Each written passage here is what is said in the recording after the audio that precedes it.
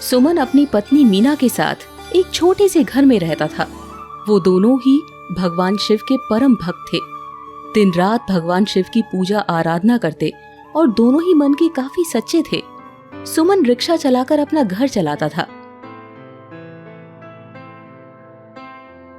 लेकिन अब उसका रिक्शा काफी पुराना हो चुका था, जिसकी वजह से उसके रिक्शे पर जल्दी कोई सवारी बैठने को तैयार नहीं होता और दिन भर उसे मुश्किल से 2-4 सवारी ही मिल पाता।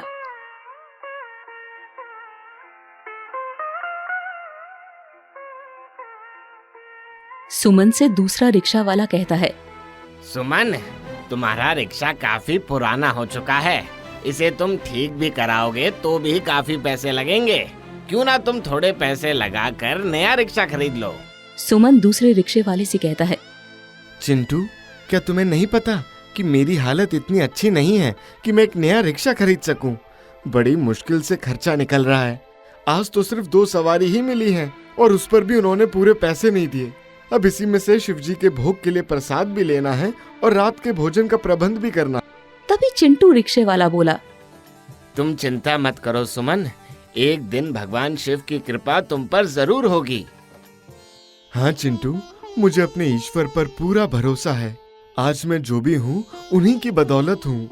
मुझे अगर 2 वक्त की रोटी मिल रही है तो भी उन्हीं की कृपा से। अब चलो मैं चलता हूँ, घर में बीवी इंतजार कर रही होगी। शाम की आरती का वक्त हो रहा है।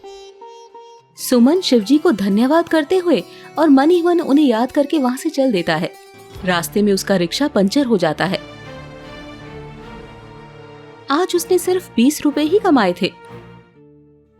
उनमें से उसने शिवजी को भोग लगाने के लिए 10 रुपए का प्रसाद ले लिया और बचे हुए 10 रुपए में 5 रुपए पंचर वाले को देना पड़ गया। अब बचे 5 रुपए। उस 5 रुपए का उसने 2 पाव खरीद लिया। घर जाकर पत्नी से बोला, मीना, मैंने तो भोजन कर लिया। चिंटू ने जबरदस्ती खिला दिया। मुझे तो बिल्कुल भूख नहीं है। आज अपनी कमाई से सिर्फ 2 पाव ही ला पाया हूँ। तुम यही खा के पानी पी लो। ठीक है, मीना ने कहा। दरअसल सुमन 2 पाव ही खरीद पाया था, इसीलिए उसने मीना से झूठ बोला कि उसने खाना खा लिया है, ताकि मीना को भूखा ना रहना पड़े। कई दिन तो ऐसे बीत जाता कि दोनों को भूखे सिर्फ पानी पीकर ही रहना पड़ जाता। हाँ, लेकिन जैसे तैसे करके वो शिवजी के लिए प्रसाद की व्यवस्था जरूर कर लेता। एक दिन भगवान शिव से नंदी ने कहा, प्रभु, सुमन और उसकी पत्नी मीना आपकी अन्य भक्त है। उसे कितनी भी तकलीफ क्यों ना हो, वो आपको भोग लगाए बिना नहीं रहते। प्रभु, आप उन पर अपनी कृपा क्यों नहीं बरसाते? वो इतनी तकलीफ में हैं, आप उनके लिए कुछ क्यों नहीं करते? शिवजी ने कहा, नंदी, पिछले जन्म में सुमन बहुत क्रूर और दूसरों को परेशान करने वाला इंसान था। उसे किसी पर भी तनिक दया नहीं आती थी। गरीबों का मजाक बनाने में उसे बड़ा मजा आता था। उसने अपनी मां को भी बहुत तकलीफ दी थी, जिसकी वजह से इस जन्म में उसे अब तक संतान की प्राप्ति भी नहीं हुई है। पिछले जन्म में तो उसे किसी तरह की कोई तकलीफ नहीं हुई, लेकिन उसका फल उसे इस जन्म में भोगना पड़ रहा है। ऐसा हर प्राणी के साथ होता है। नंदी ने कहा, लेकिन प्रभु, अब और कितना कष्ट सहना बाकी है उसके लिए? बस कुछ दिन और नंदी, जल्दी उसके भी सुख के दिन आएंगे। उसे बस एक परीक्षा से गुजरना है। अगर वो उसमें पास हो गया तो उसी दिन से उसके दुख के दिन दूर हो जाएंगे। आपकी माया आप ही जाने प्रभु, नंदी ने कहा। भगवान शिव मुस्कुराने लगते हैं। इधर सुमन की परेशानियां दिन ब दिन बढ़ती ही जा रही थी।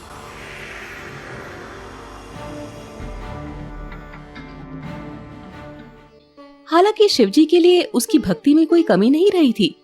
सुबह सुबह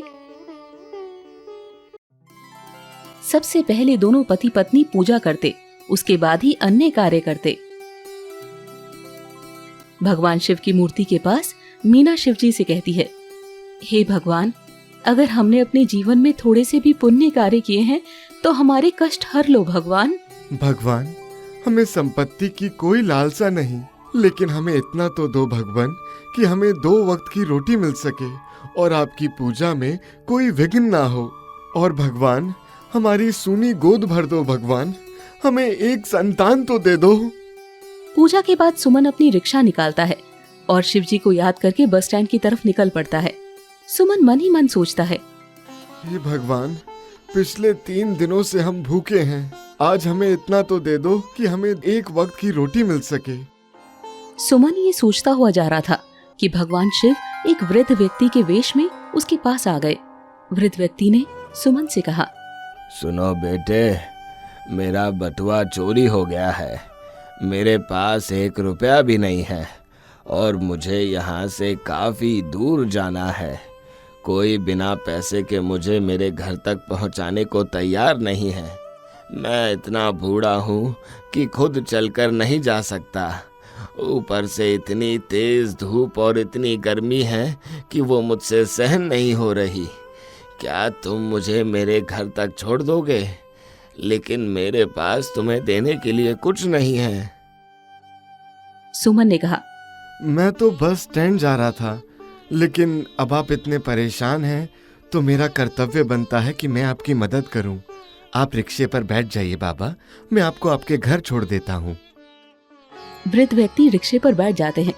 सुमन उस चिलचिलाती धूप में बिना किसी परेशानी के उसे उसके घर पहुंचाने चल देता है। घंटों चलने के बाद एक शिव मंदिर आता है। वहां पहुंचकर वृद्ध व्यक्ति सुमन से कहते हैं, बस बेटा, आ गया मेरा घर। तुमने इतनी दूर इतनी गर्मी में मेरी मदद की। तुम दिल के बहुत अच्छे हो बेटा। भगवान तुम्हारी हर इच्छा को पूरा करे। बाबा, आशीर्वाद देने के लिए आपका बहुत बहुत धन्यवाद। अब मैं चलता हूँ।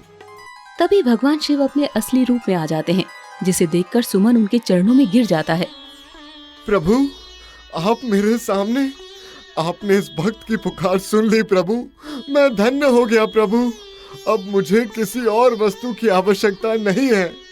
सुमन की बात सुनकर भगवान शिव ने कहा, सुमन, मैं तुम्हारी परीक्षा ले रहा था, जिसमें तुम पूरी तरह से सफल हुए हो। मैं आशीर्वाद देता हूँ कि आज से तुम्हारे सारे कष्ट दूर हो जाएंगे और जल्द ही तुम्हें संतान की प्राप्ति भी होगी।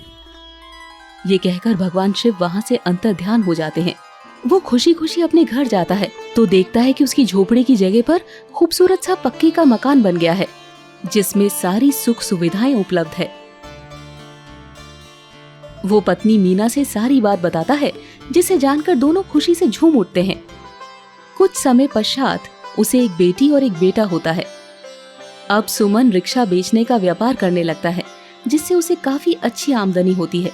वो अपने परिवार के साथ सुखपूर्वक जीवन व्यतीत करने लगता है। लेकिन आज भी भगवान शिव के प्रति उसकी भक्ति में कोई कमी नहीं आई, बल्कि अब तो वो शिव के और भी बड़े भक्त बन गए।